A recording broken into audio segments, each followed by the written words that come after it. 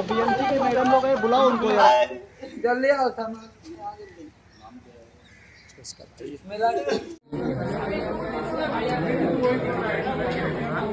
हम लोग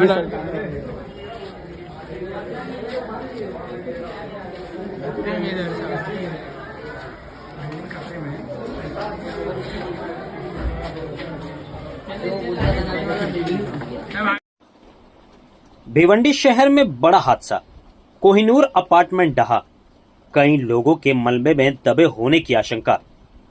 रात से ही पूरे भिवंडी शहर में सिर्फ एम्बुलेंस का शोर ही सुनाई दे रहा है। एनडीआरएफ की टीम ने खबर लिखे जाने तक 10 शवों को मलबे से बाहर निकाल लिया है। भिवंडी के गंगारामवाड़ी स्थित कोहिनूर अपार्टमेंट की बी विंग का 4 मंजिला हिस्सा गुरुवार देर रात करीब 11:30 बजे अचानक ढह गया। हादसे के बाद इलाके में अफरा तफरी मच गई। आशंका है कि मलबे के नीचे 1 दर्जन से अधिक लोग दबे होने की आशंका जताई जा रही है। दुर्घटना की सूचना मिलते ही एनडीआरएफ, टीडीआरएफ, दमकल, पुलिस और भिवंडी निजामपुर महानगर पालिका की टीमें मौके पर पहुंची और युद्ध स्तर पर राहत एवं बचाव अभियान शुरू किया। प्रत्यक्षदर्शियों के अनुसार तेज आवाज के साथ इमारत का हिस्सा भरभरा कर गिर गया। ए विंग में रहने वाले करीब 2 दर्जन लोगों ने छलांग लगाकर रहते ही अपनी जान बचा ली। वो एक महिला गंभीर रूप से घायल हो गई। उन्हें आईजीएम अस्पताल में दाखिल कराया गया है। लगातार बारिश, संकरी गलियों और भारी मलबे के कारण बचाव कार्य में कठिनाइयों का सामना करना पड़ रहा है। प्राथमिक जानकारी के अनुसार हादसे के समय इमारत के कॉलम की मरम्मत का कार्य चल रहा था। बताया जा रहा है कि कुछ मजदूर काम में लगे थे, तभी इमारत की बी विंग का बड़ा हिस्सा ढह गया। महानगर पालिका के सूत्रों के मुताबिक इमारत को 22 अप्रैल 2026 को स्ट्रक्चरल ऑडिट का नोटिस जारी कर C2A श्रेणी में रखा गया था, लेकिन ना तो इमारत को खाली कराया गया और ना ही आवश्यक प्रक्रिया पूरी की गई। ये भी दावा है कि मरम्मत के लिए महानगर पालिका की अनुमति और अधिकृत स्ट्रक्चरल इंजीनियर का ऑडिट भी नहीं कराया गया। इन दावों की आधिकारिक पुष्टि अभी बाकी है। हादसे में अभय कुमार यादव, दीपक कुमार, जगदीश यादव और संगीता प्रजापति घायल हुए हैं। दोनों ने ही पहली मंजिल से छलांग लगाकर अपनी जान बचाई। हालांकि उनके पैरों में फ्रैक्चर हो गया है और सभी का इलाज आईजीएम सब डिस्ट्रिक्ट अस्पताल में चल रहा है। यह हादसा 2020 के जिलानी बिल्डिंग हादसे की यादें ताजा कर गया। बीएनसीएमसी के अनुसार शहर में वर्तमान में 1790 खतरनाक इमारतें चिन्हित हैं, जिनमें 227 C1 और 813 C2A श्रेणी की है, जिससे हजारों परिवारों की सुरक्षा पर गंभीर सवाल खड़े हो गए।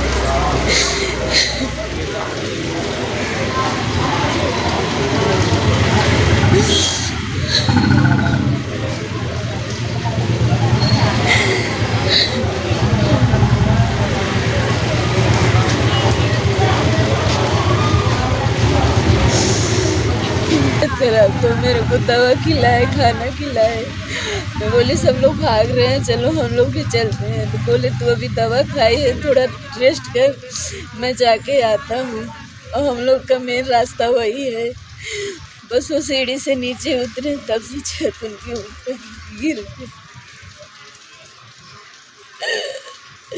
मैं बहुत ढूंढी, रात में इधर भी आई थी, मैं सब जगह ढूंढ ली, लेकिन उनका कहीं पता नहीं चला।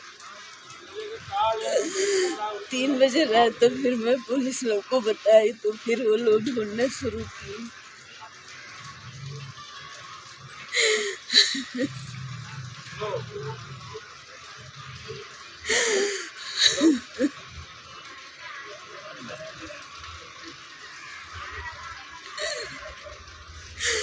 उधर काम करते थे। बिल्डिंग वाला काम करते थे? नहीं, बस मजदूर बस करते थे। भाई वो क्या बोलते, मेरा दिमाग ही नहीं काम कर रहा है। लेबर वाला काम करते थे, मिस्त्री थे। जब मैं पूरा, मेरे को 10 बजे जब इधर से फ़ोन लगाई तो फ़ोन पकड़ा, बात भी हुआ। तो बोली आओ घर पे, तो बोले अभी नहीं आऊँगा, मैं आऊँगी। फिर उसके बाद मैं फ़ोन लगाई 11-12 बजे, सबसे फ़ोन ही नहीं लग रहा, मोबाइल स्विच ऑफ बताया, फ़ोन बंद बता रहा था। क्या नाम था आपका? अशोक। आपका नाम? सीमा।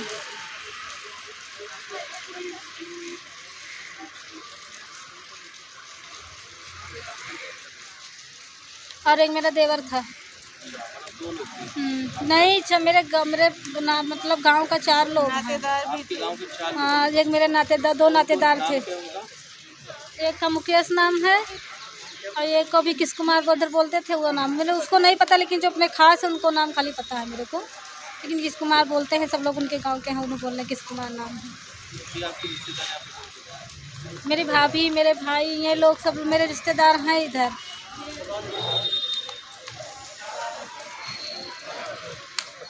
अभी 9 लोगों की तो डेड बॉडी निकाली है, 4 लोग घायल हुए हैं जिनके ऊपर ट्रीटमेंट भी चालू है, और आगे मेरे हिसाब से एक आदमी का अभी लापता है, तो वो भी ढूंढ रहे हैं, उसमें ऑपरेशन चालू है, रेस्क्यू आप देख रहे हैं, तो उसमें जल्द से जल्द वो भी जो भी स्थिति में रहेंगे मिल जाएंगे, उनके ऊपर क्विक ट्रीटमेंट की जाएगी, इतना ही। उसमें एक बच्ची ने बयान दिया है कि जब वो फर्स्ट फ्लोर पे थी, दरवाजे पे खड़ी थी, लेकिन एक साथ में 3 पिलर का काम करने के कारण यह बिल्डिंग गिरी और लोगों ने चिल्लाया तो सारे लोग नीचे निकले। देखो क्या है, गलती तो बिल्डर की है, ये तो मानना पड़ेगा। 2011-12 की बिल्डिंग है और तुरंत 15 साल में ये स्थिति हो जाती है, बिल्डिंग गिर जाती है। इसका मतलब कंस्ट्रक्शन में जो भी प्रॉब्लम है आपको समझ में आना चाहिए, तो इसके लिए उसके ऊपर क्विक एक्शन भी होनी चाहिए और कड़ी से कड़ी कार्रवाई भी होनी चाहिए। भीमडी में ऐसे कई अवैध इमारत है, धोखादायक इमारत है, अति धोखादायक इमारत है, क्या उसको किस तरह? नहीं, अभी जो धोखादायक अति धोखादायक है उनके लिए अभी गिरीश महाजन साहब आ रहे हैं। मैंने डीपीडीसी में भी रिक्वेस्ट किया था, दिशा कमेटी में भी रिक्वेस्ट किया था, ये क्लस्टर के तहत ये डेवलपमेंट हो जाए। अभी भी हम लोग मांग करेंगे मंत्री महोदय के सामने कि जितनी भी धोखादायक बिल्डिंग है उनको क्लस्टर के तहत परमिशन दी जाए।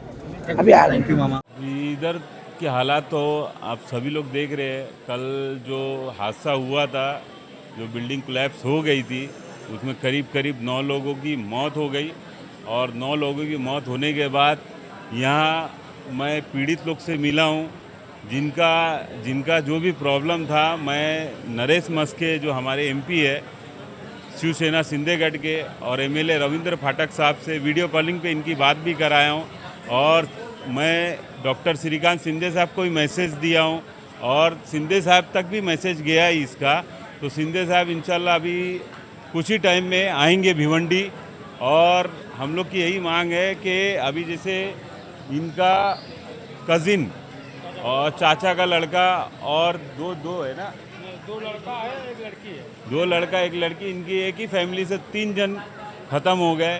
तो अब इनकी जो भाभी है उनकी उम्र मुझे लगा 24-25 साल होगी, और 3 बच्चे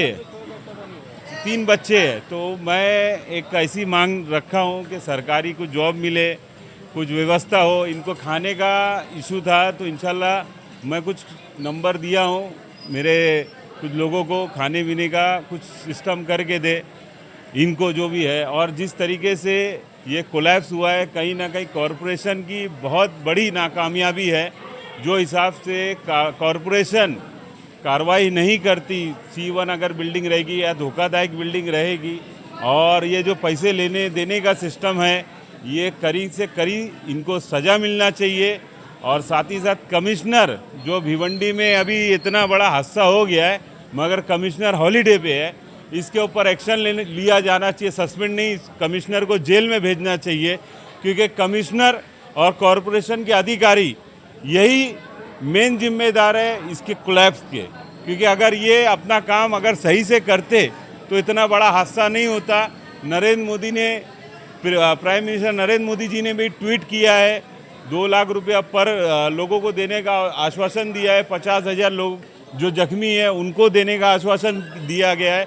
मैं सिंधे साहब से भी मांगनी करूंगा कि इनको ज़्यादा से ज़्यादा मदद दी जाए, क्योंकि अभी जो इसकी भाभी है उसके भी 3 बच्चे हैं, और उसके सर पे कोई साया नहीं है, कोई हाथ नहीं है। वो आने वाले फ्यूचर में क्या करेगी।